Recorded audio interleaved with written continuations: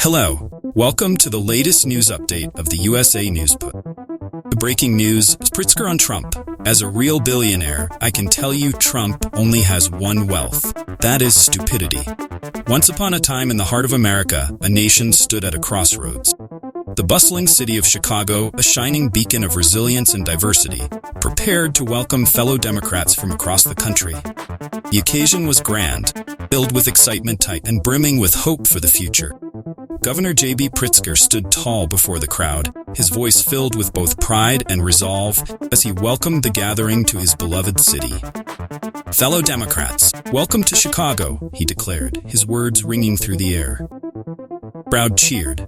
Chicago was no ordinary city. It was a symbol of strength, forged in the harsh winters of the Midwest and tempered by the fiery determination of its people.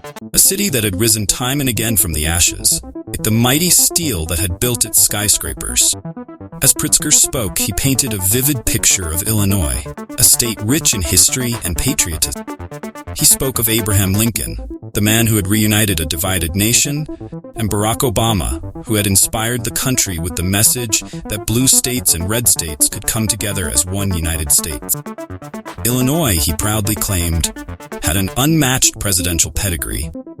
And, with a wink, he reminded everyone that Vice President Kamala Harris had spent part of her early life in Illinois.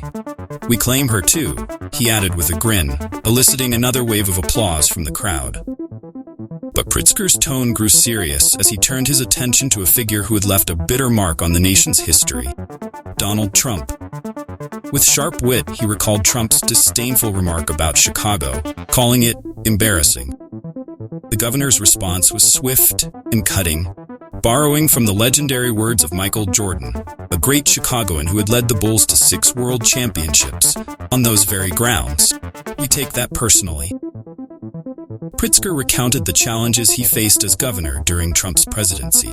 He spoke of the time Illinois passed a massive bill to repair roads and bridges, only for Trump to propose his own plan and dismiss the state's efforts as stupid. He recalled eliminating the grocery tax in Illinois, while Trump, disconnected from the reality of everyday Americans, hadn't stepped foot in a grocery store since his first bankruptcy. Illinois had invested in clean energy, while Trump had made absurd claims that windmills in the ocean were driving whales crazy. And then, with a biting edge, Pritzker brought up the dark days of the COVID-19 pandemic.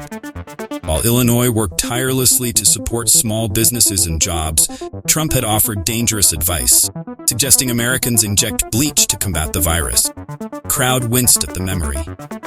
Trump had always touted his wealth as proof of his success, but Pritzker, an actual billionaire, had a different take. "Trump is rich in only one thing: stupidity." The governor shifted his focus to the future, speaking of the pressing needs of the nation. He met with business leaders often, and they all said the same thing: they needed workers. But the policies of the MAGA Republicans were driving people away. Pritzker outlined the stark reality facing America: draconian abortion laws forcing women to travel hundreds of miles to give birth, LGBTQ kids facing discrimination in schools, and the ever-present fear of random gun violence. "Americans don't want their kids to be taught that slavery was a jobs program," he said, his voice firm. "They want to be promoted at work based on their merits, not dismissed as a diversity hire because of the color of their skin." Pritzker made it clear that Democrats stood for something different: lower taxes, higher wages, less inflation, and more business growth. But their policies weren't crafted for the benefit of billionaires like Elon Musk. They were for the everyday working people. It wasn't just about securing retirement or health care. It was about creating a system where the government helped people prosper, not policed who they loved. And then, with a sense of gravity, Pritzker addressed the most important issue of all: kindness. Democrats want economic policies that are kind, not cruel. Trump, on the other hand, always chose cruelty. His entire life had been built on hurting others, while leaders like Kamala Harris and Tim Walz had spent their careers lifting people up.